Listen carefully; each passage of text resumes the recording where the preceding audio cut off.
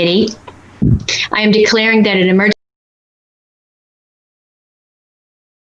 91-A23B. Federal, state, and local officials have determined that gatherings of 10 or more people pose a substantial risk to our community in its continuing efforts to combat the spread of COVID-19. In concurring with their determination, I also find that this meeting is imperative to the continued operation of town and government services, which are vital to public safety and confidence during this emergency. As such, this meeting will be conducted without a quorum of this body physically present in the same location. At this time, I also welcome members of the public accessing this meeting remotely. Even though this meeting is being conducted in a unique manner under unusual circumstances, the usual rules of conduct and decorum apply. Let's start the meeting by taking a roll call attendance. When each member states their name, please state whether there's anyone in the room with you during this meeting. And I will call you. Amy? I am here, and I'm with my 11-year-old son in the next room. Thank you. Cliff? Cliff's in it here. No one else in the room with me. Robin? I'm alone here right now, but my one son is somewhere in the house. So. Okay, Lou? I'm Lou Hitzfeld, and I'm alone here in our kitchen. Julie? I am at home. It's Julie Gilman, Selectman's Rep to the Energy Committee, or Select Board. I have to get used to saying that. And I am alone. My husband may wander by. All right, and Dave? Dave Sharples, Town Planner, and I'm in the room alone. All right, thank you. All right, and there are no guests today. So we have our agenda. Okay, so disclaimer, roll call, approval of minutes. I sent the July minutes out recently. Is there any comment on the minutes? Approve the minutes as is. So our first topic for discussion today is community choice power, and Cliff and Lou will be speaking about that. Cliff, do you want to say something about our phone call with Cindy Carroll, and then I'll chime in if needs be?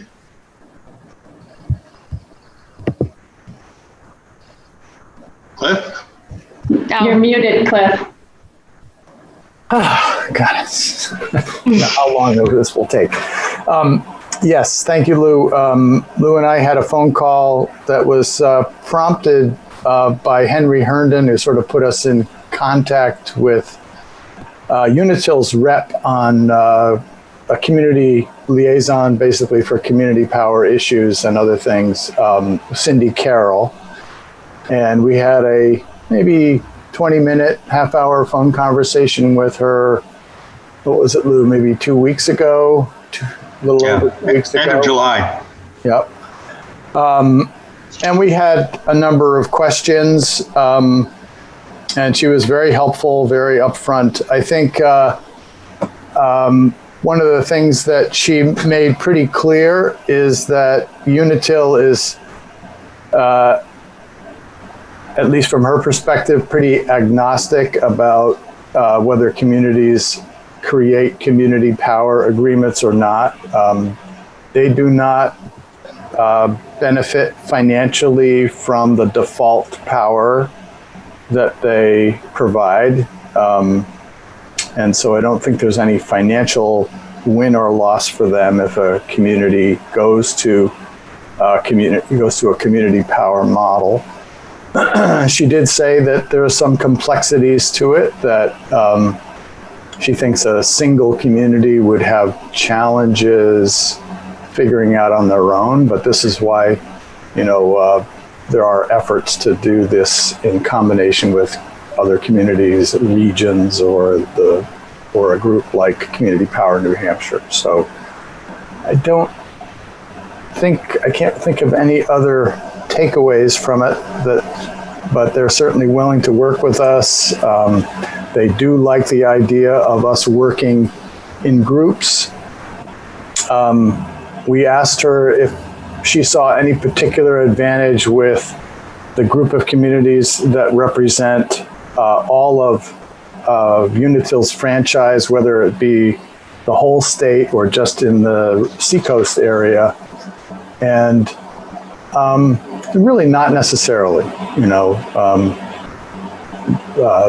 there may be some efficiencies in having to just deal with one utility in terms of gathering the usage data that we need. But other than that, not necessary.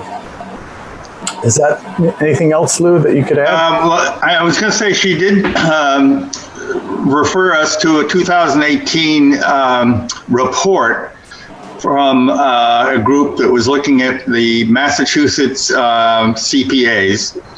A very interesting report, and a couple of things that came from it. Bear in mind, this is from 2018, so things probably have changed, but basically what came away from that report was that there are not a lot of huge savings to be gained from a CPA. The typical monthly saving on a bill was about $5.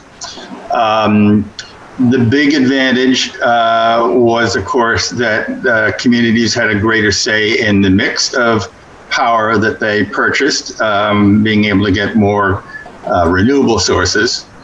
A little bit of a caveat to the $5 monthly savings. All of those Massachusetts aggregations, with I think the exception of one,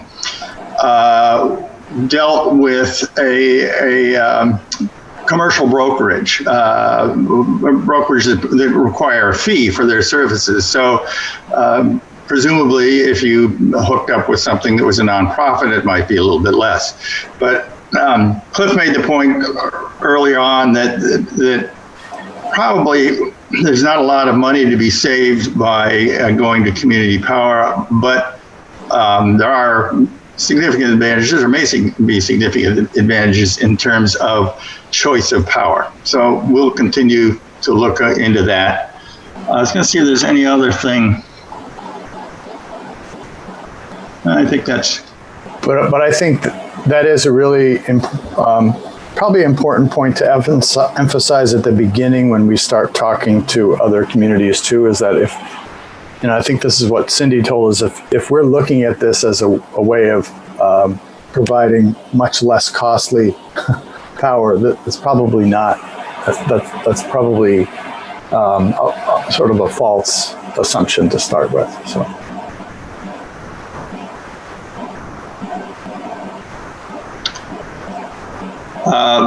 Should we go on and talk about some other things? We set up a Zoom meeting for the 18th of this month to bring together a number of communities in the area to find out about their interest and their involvement in community power. And right now, the representatives are from Atkinson, Newmarket, Dover, Stratham, and Rye. And I think the idea of this meeting is just to get to know one another. Henry Herndon will be there. And Tim Roach from Rockingham Planning will be there as well. So this is a way of sort of beginning to reach out and see how much interest there is in community power and how we might work together. And there's also, just happened today, we got contact from people from the Monadnock area, a bunch of communities who want to do sort of the same thing. And they've asked us to reach out to them in a phone call to see what we're doing and for us to see what they're doing. Lou? Yes.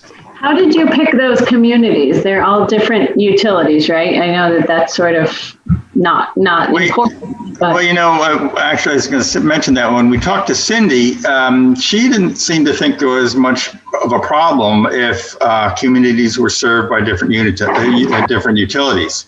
Right. Other than the fact that it might be a little more complicated in data acquisition. But other than that, she seemed to think that, an aggregation could involve more than one utility. So, but the the way those communities were picked was really, they kind of picked us. Renee's been in touch with several of them. A couple of them, I think, heard about what we were doing and contacted us. So that's how we. Was Portsmouth on that list? Not now, no. That would be a nice get if they were on our. Well, I think what we can do, and in some ways it's kind of nice for it to be a little bit smaller group to start with, and we'll see where we go. And if there's quite a bit of interest, then that makes sense to maybe reach out to Portsmouth and say, hey, we're doing this and would you like to join us? So we'll have to see. One other thing I thought we should talk about, or maybe a couple of things.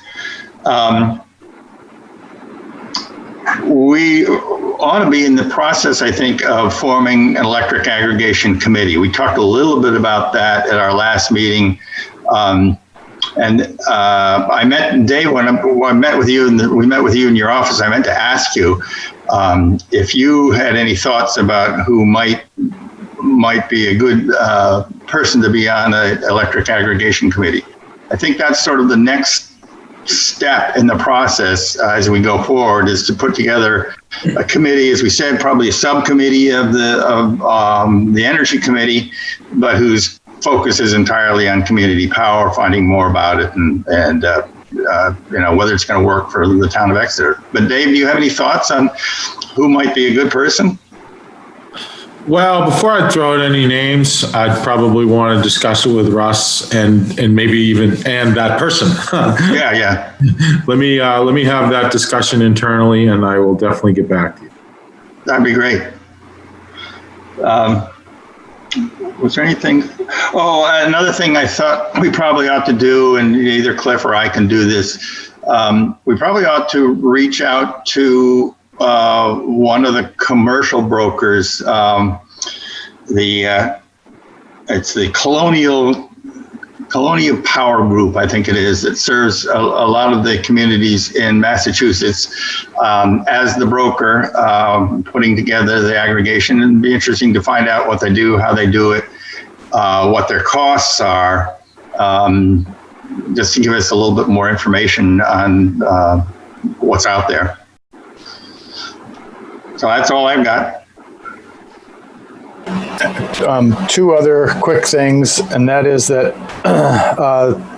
the PUC has issued its kind of draft rules for this, and I think we should probably, maybe Lou and I should together review them and see if we have any comments that we want to submit, that we could maybe talk about at our next meeting before obviously we do it. And then also CPNH has their initial sort of organizational agreement that they have drafted.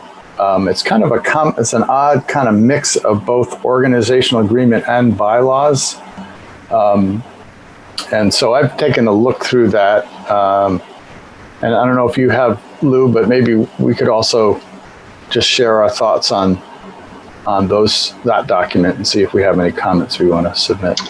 Yeah, I've looked at it, and as you say, it's a draft agreement, and I think Henry doesn't want to have details put out yet until lawyers have gone over it and so forth. And maybe for you and me, maybe it doesn't make sense to actually go over it until we get something that is that's gone through the lawyers, and that'll be a more kind of finalized document, I would think.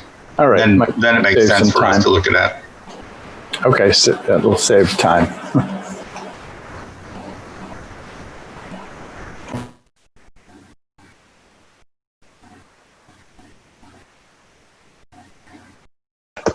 Unmute. Okay. Yeah. You guys all set with that? I think so. Unless people have questions or whatever.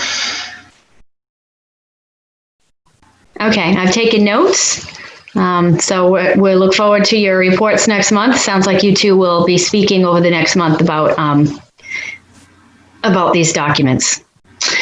Okay, since you're speaking about the PUC, I'd just like to note for the minutes that the Granite Bridge Pipeline was withdrawn. The PUC declared they didn't feel it was a viable project and they should just use the Concord lateral. So, yay.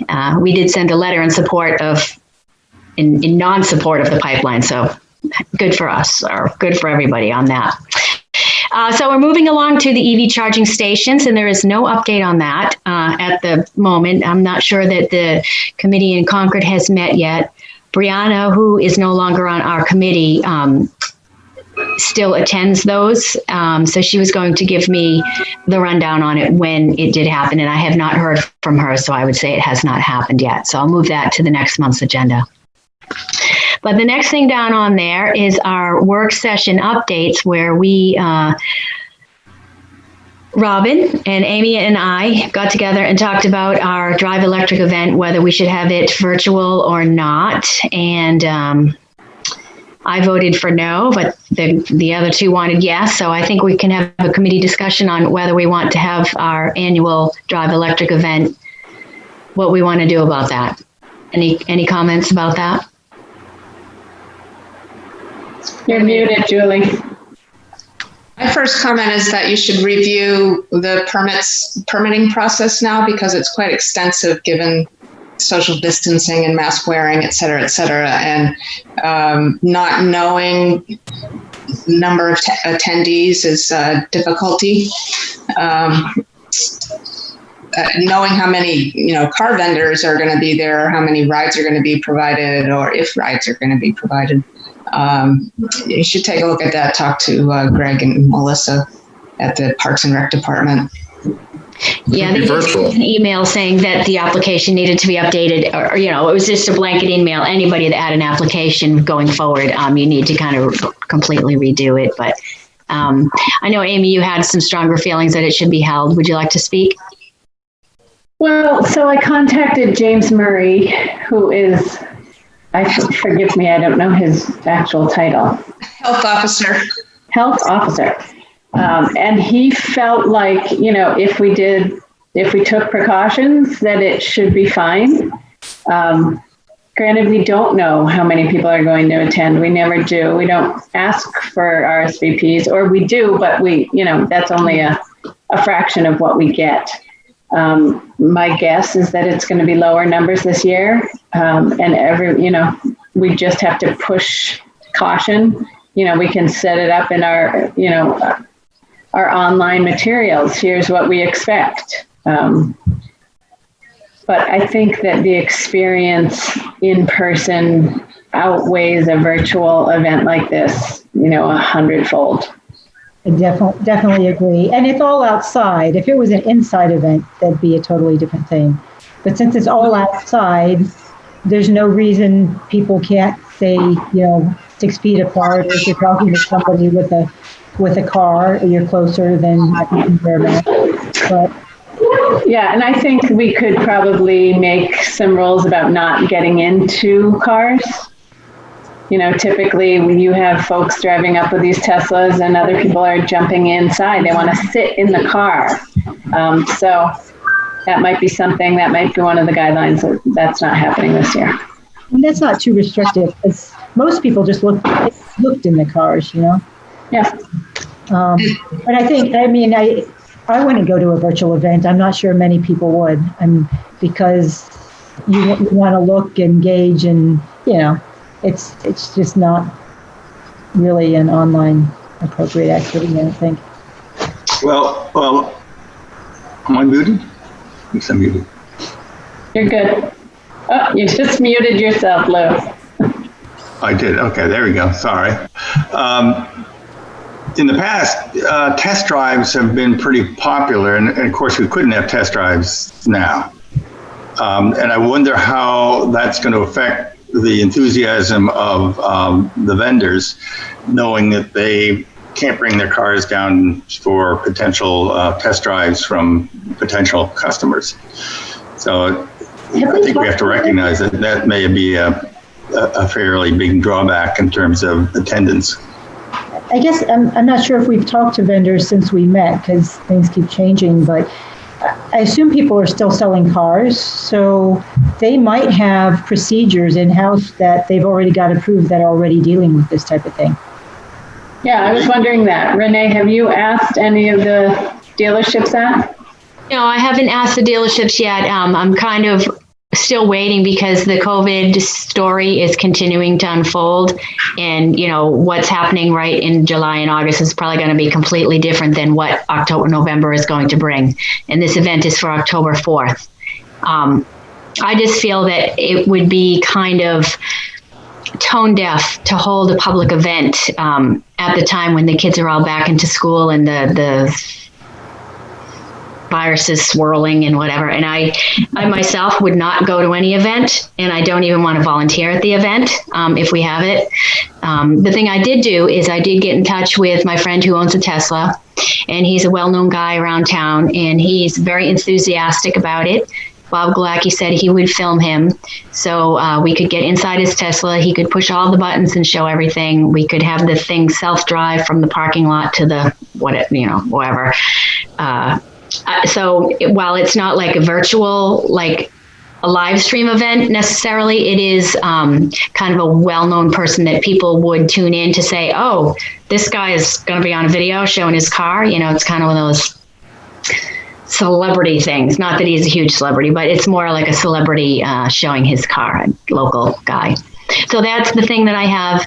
And then I would ask the vendors, ask the dealerships if they would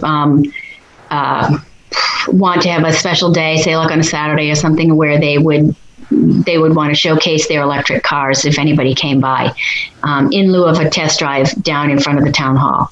So those are my thoughts on it. Perhaps we should take a vote.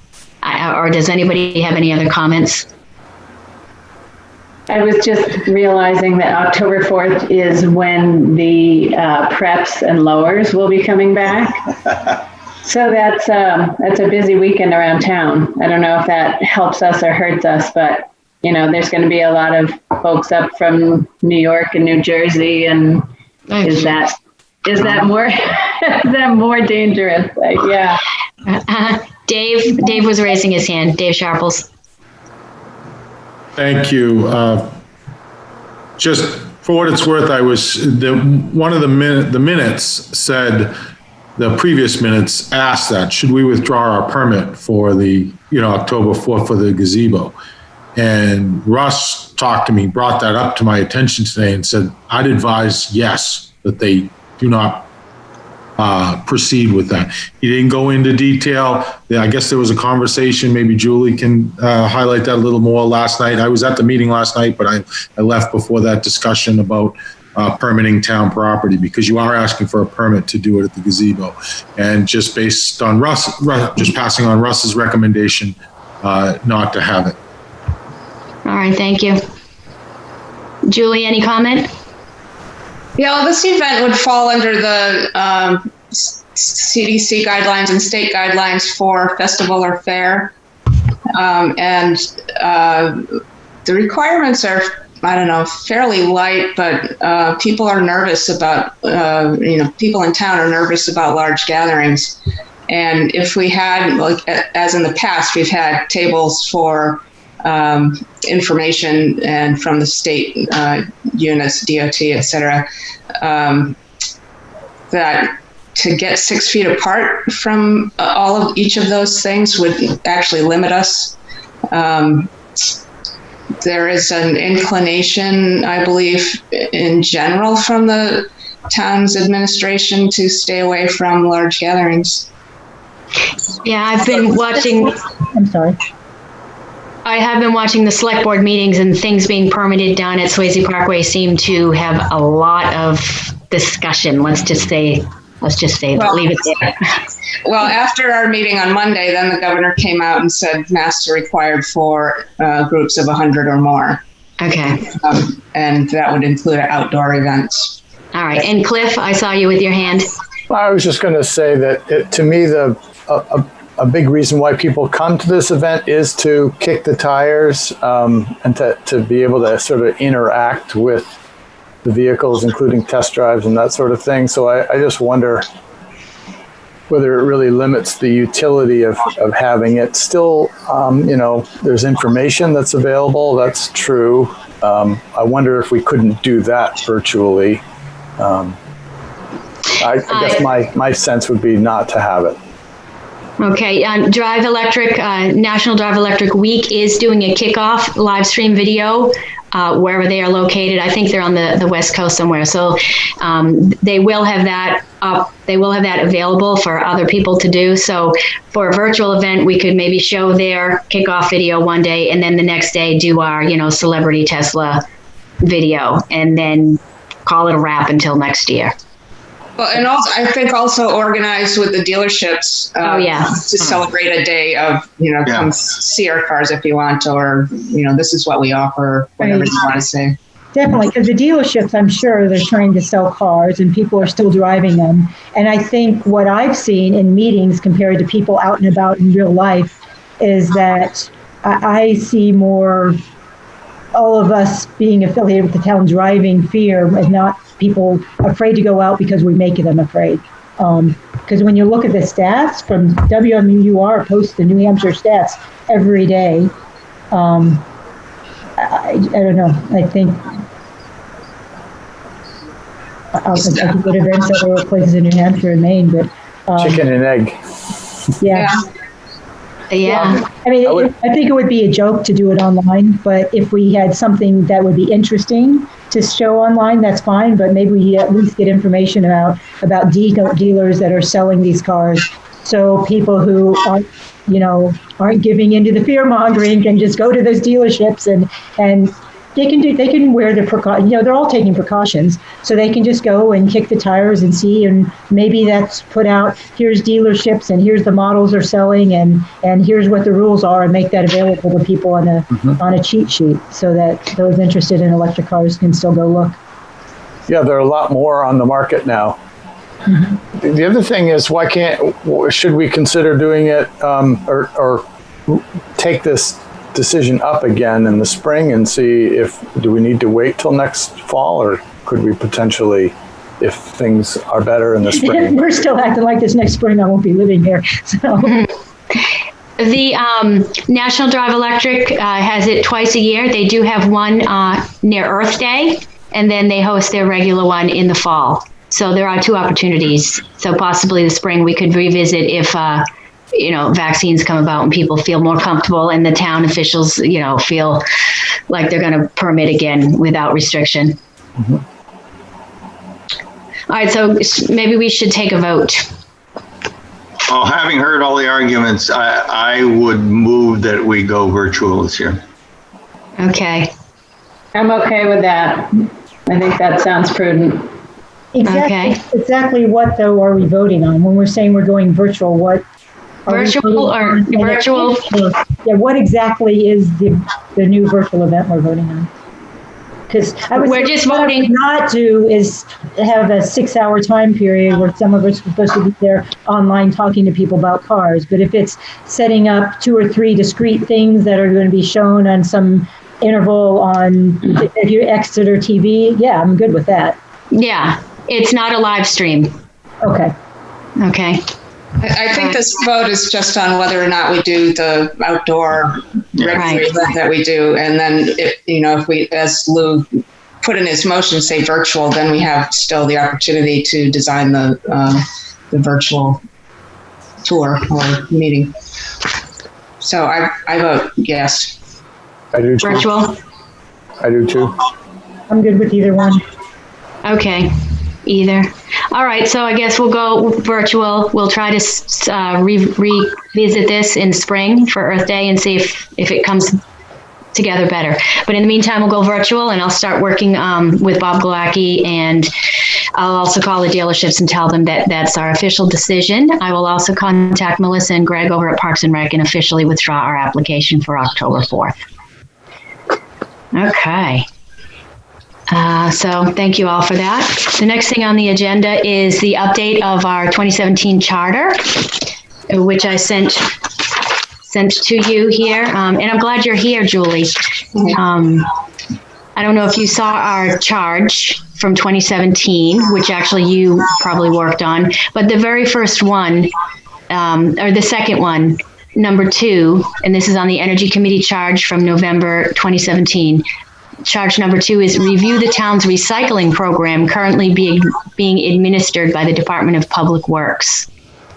Now, I see that this is on page 1 of the needs assessment that the Sustainability Committee is working on in the Rockingham Planning Commission.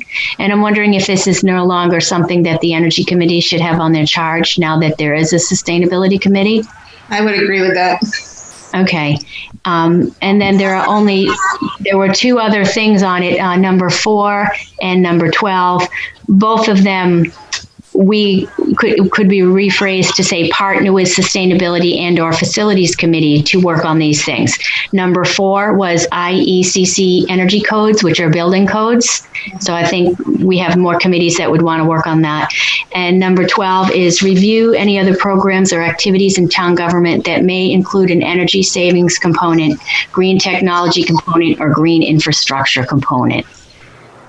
So we can have discussion on these things, and if we decide to do this, I can draft a letter to the select board and ask them to look at our charge again, just to add 2 words of partner and 1 to take off the recycling and put that to sustainability. Yeah, this brings up a question I was going to ask all of you folks. The HDC quite often gets requests for replacement windows, and the reason is for energy savings, cost savings.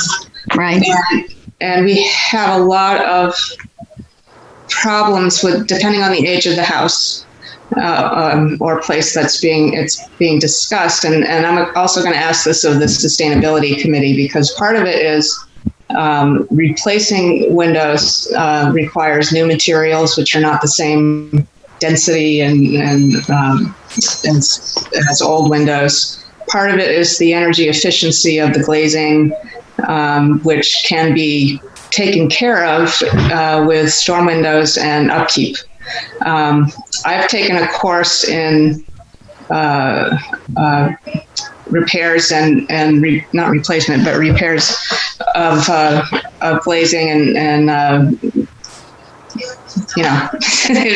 working on your windows, and it only costs like 2% more than replacing them in total with something brand new. Plus plus when somebody wants to replace like 10 windows, the return on investment there is really pretty low, and it would take them the warranty period to actually see the energy savings.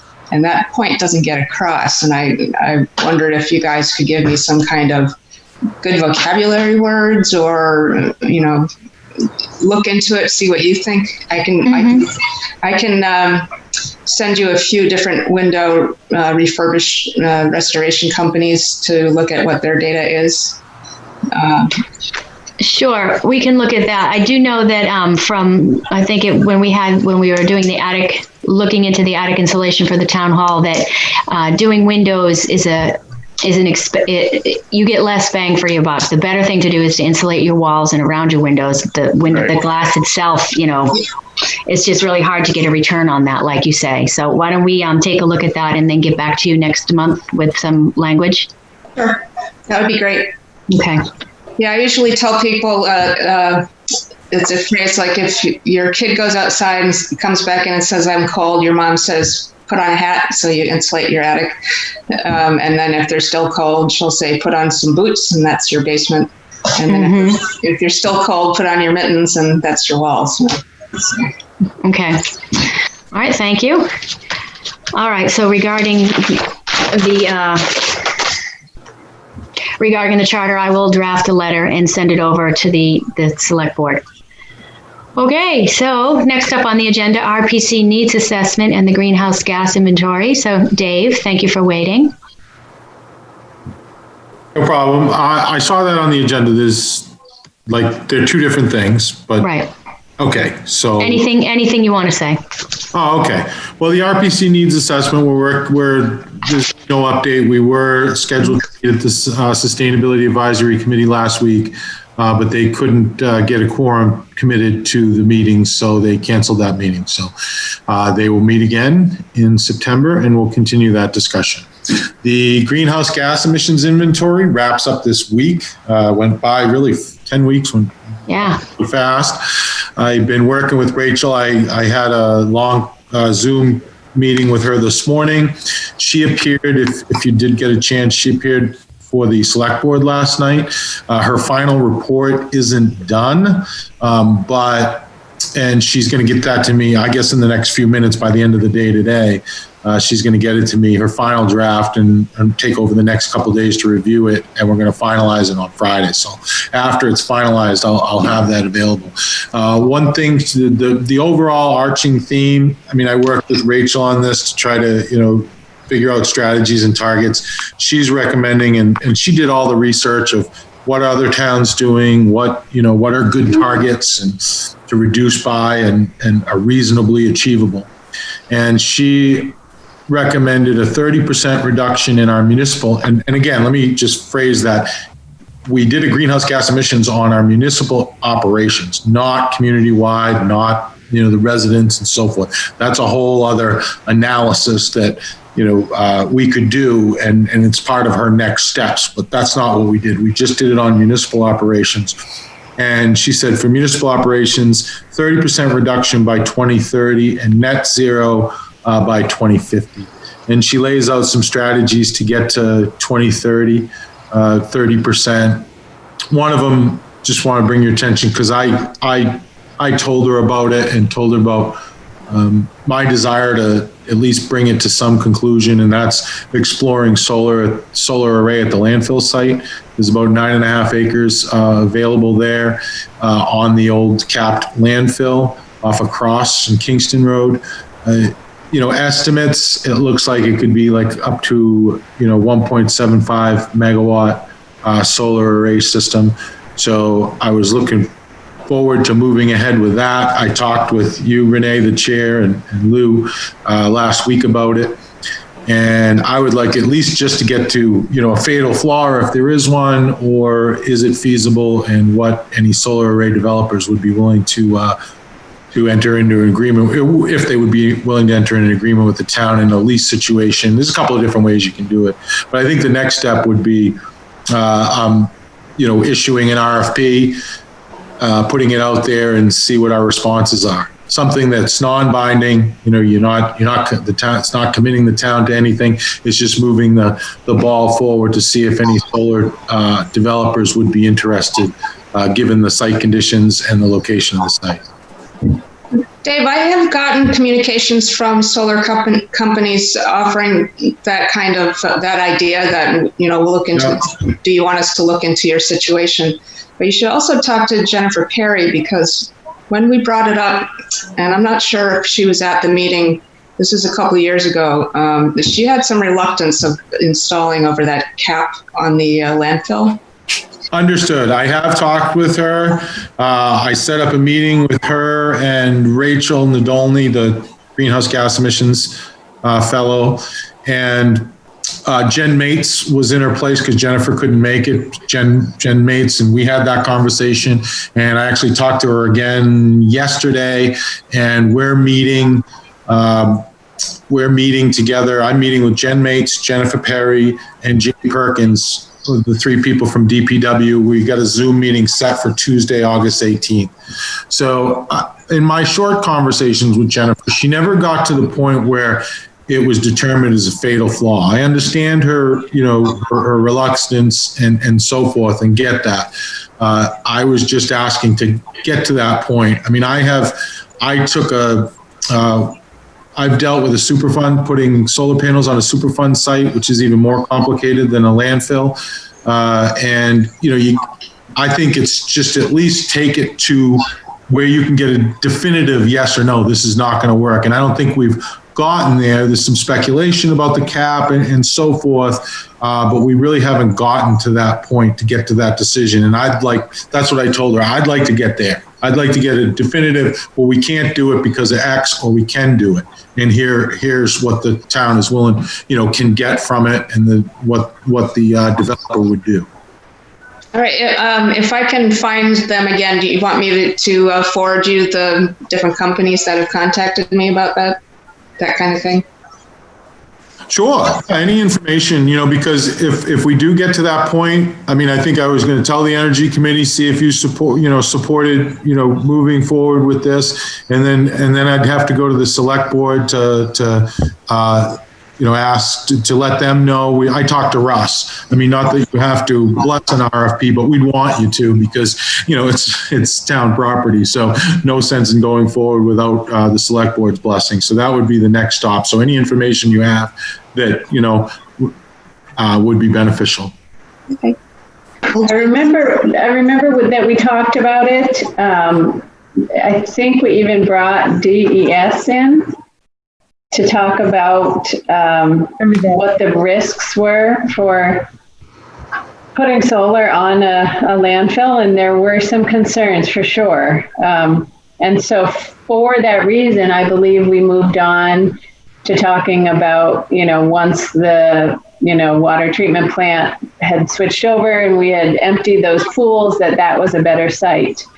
But Renee and Lou, maybe you remember the details better about why we kind of moved away from the landfill as an option.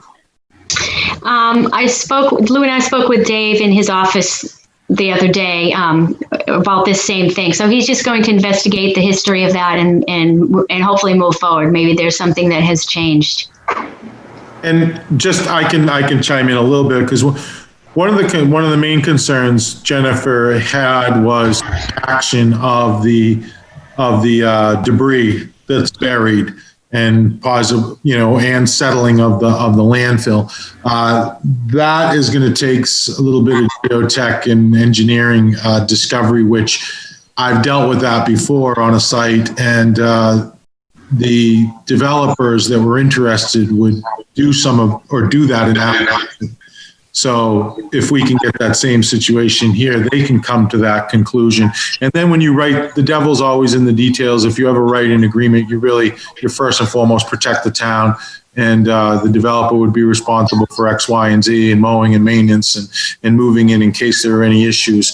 The only issue with that is if you make it too strong, which I would recommend, is sometimes they can't get investors.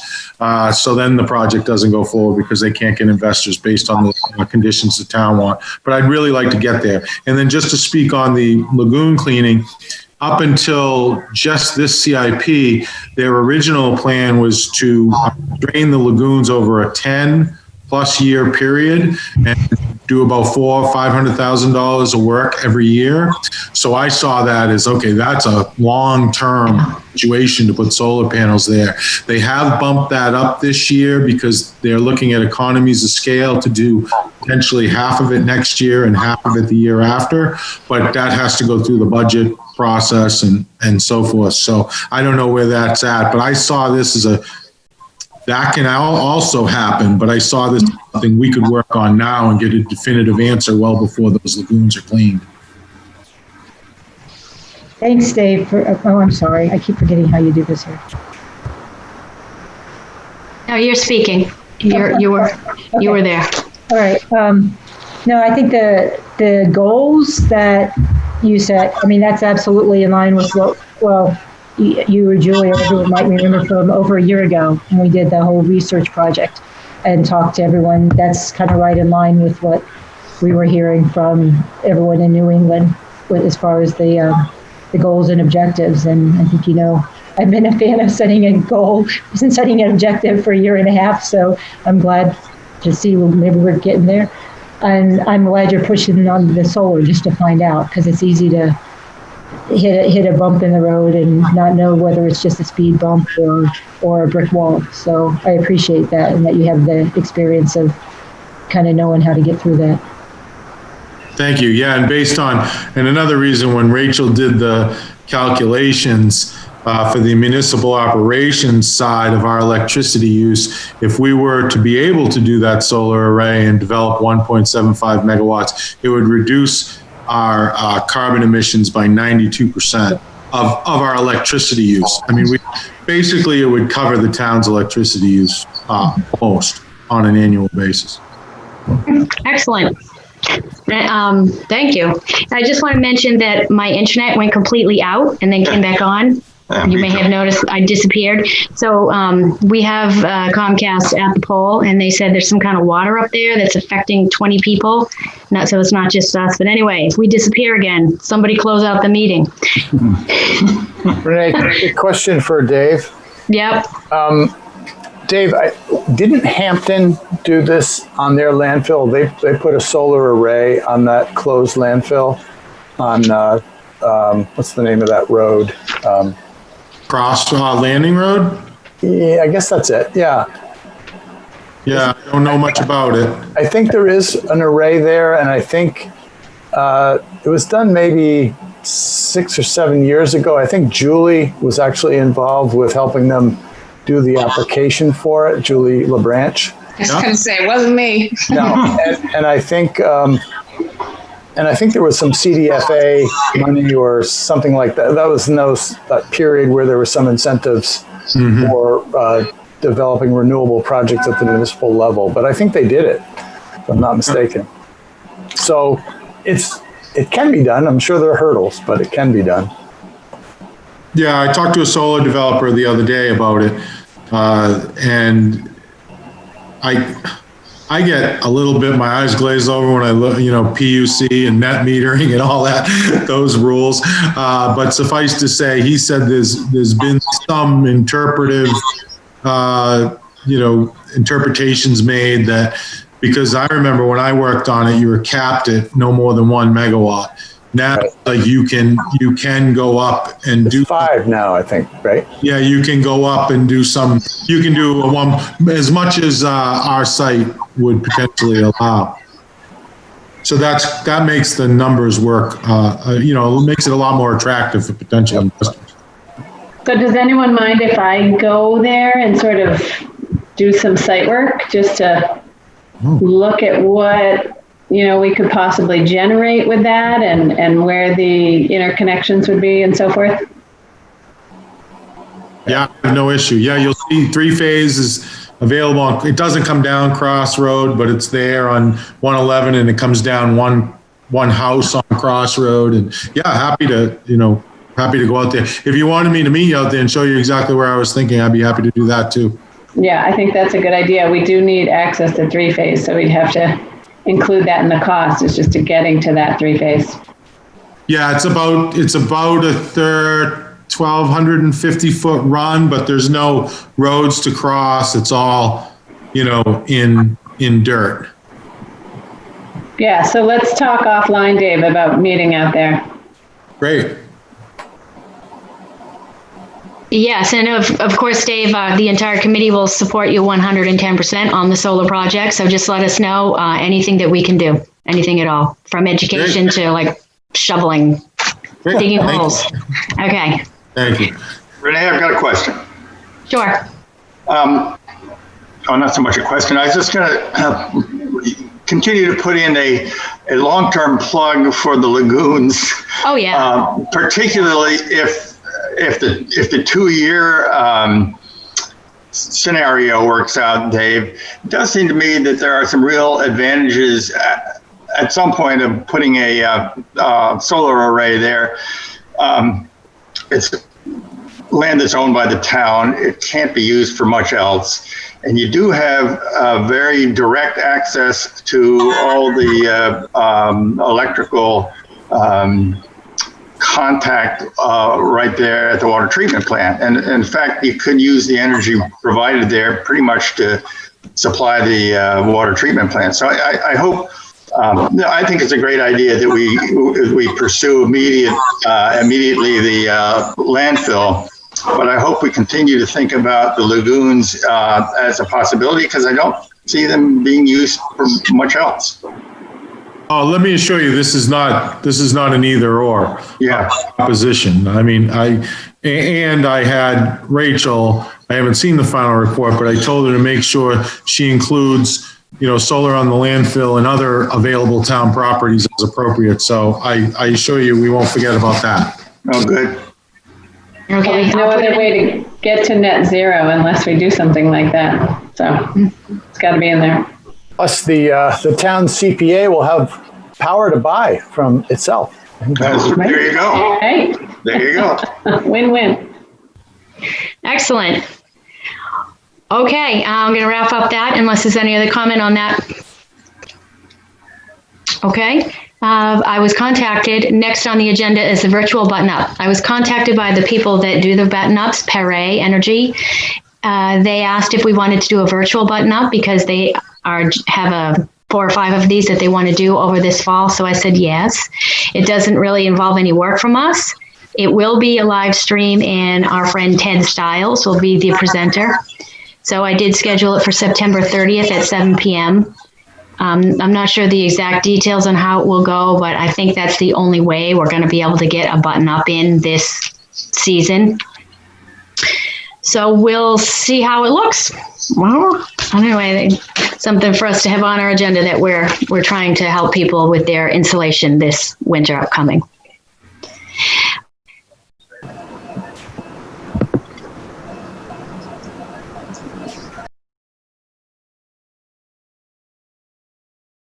And Lou. So I have to be on a phone call at 4:30. Actually, a couple minutes before that, because I think I'm controlling the meeting. But there's one thing on the agenda for other calls that was mine, and that's just to say something about the New Hampshire Emissions Commission. I don't know if you followed that at all, Amy, but it just kicked off last week, and if there's a website that nhemissioncommission.com, and if you go there, there's a section on the menu for all of the meetings are recorded, and so you can actually go back and see last week's, or was it this week? Last week's meeting, and they're once a month, and you can see all of the briefs, and you can actually watch how it played out live. And basically, it's a group within New Hampshire that's meeting monthly and working on recommendations that will be delivered to the governor in December, whoever the governor is. And it's a bipartisan, cross-organizational group, but it's open to the public for anyone who wants to look there. And I know we're getting close to 4:30, so I didn't want to pretend to go off on a tangent about everything they talked about, but the site's really easy to navigate. So nhemissioncommission.com, and then if you go to the menu, you can see recorded meetings, and there's at least a half a dozen briefs that were presented in the one last week. And part of it is they do live Q&A from the audience. So during each presentation, they'll take questions and answers, and all the commission members will answer questions. So it's just worth taking a look at whenever you have time. And if we decide if we wanted to submit, an idea or an opinion or a question or anything, we certainly could do that as individuals or as a committee or even as a town.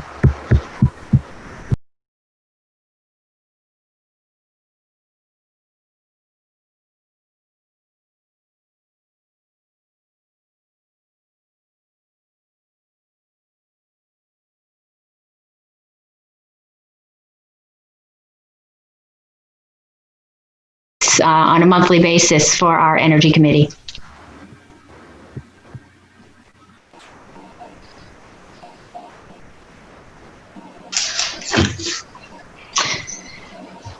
So shall we wrap up the meeting? Okay, good.